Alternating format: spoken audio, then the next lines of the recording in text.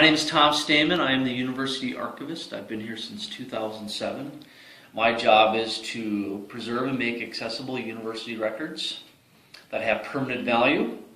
So when you want to come to archives and learn more about St. Cloud State history, I'm the guy to talk to. Miller Center was,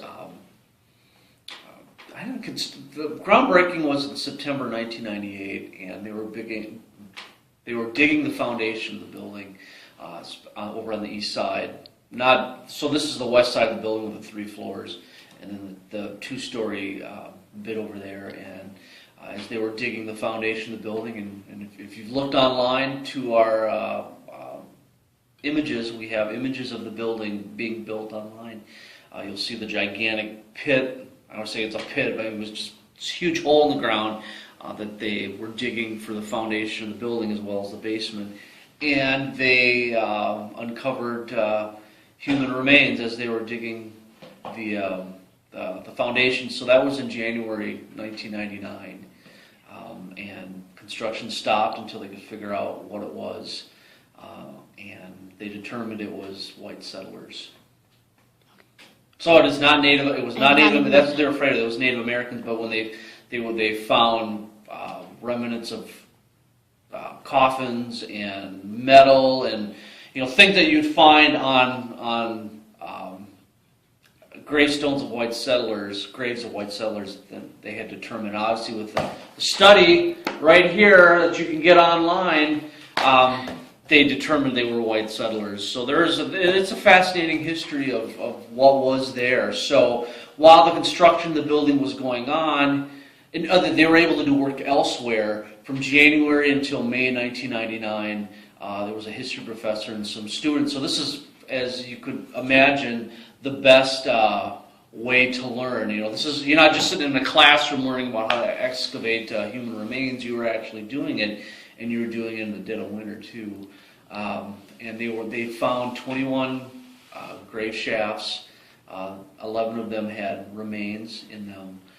The others had been removed in the early 1860s. So what they had found was a long-forgotten cemetery for St. John's Episcopalian Church.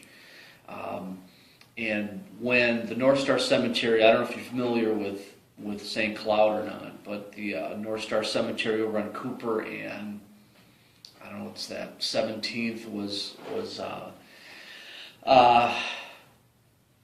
built. I don't want to say built, but it was established. Most of those graves were brought over there, and why these were left, I don't know. I mean, obviously there were 21 shafts that they found. 11 or 10 of them had bones still in them. The others were empty. So they didn't know why some were removed and why some stayed. But it was long forgotten. And if you look at some of the images, especially the one behind me, you'll see that the university was right along the river, First Avenue South. And if you look west of that, you'll see it's all residential neighborhoods. So there were some instances that they found in this report that when they were digging basements or doing other things, sewers, that they had come across bones. So in the past, they had found this, but even after that, it was still forgotten. So before Miller Center was opened, it was a parking lot. It had been that since, I think, at least the late 60s or early 70s. And they obviously didn't know that there were still remains there. And in the report, they believe that there's more out there that they hadn't found.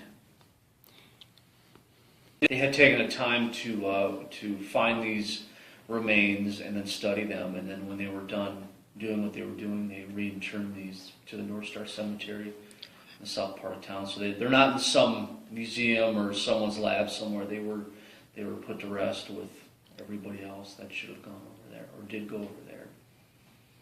Guessing that either there were no records or the records just did not tell who was taken and who was left or where they were. So now I obviously go to a cemetery and you know exactly where people are. I don't believe that was the case for that. So as you go to the south side of the building, you're walking, you see Atwood straight ahead. And just as you're getting past the building, the Miller Center, you need to look to the left and you'll see on the north side of the sidewalk, you'll see this granite rock and there's a plaque in it. There it's saying, just commemorating the white settlers that had been found on the site.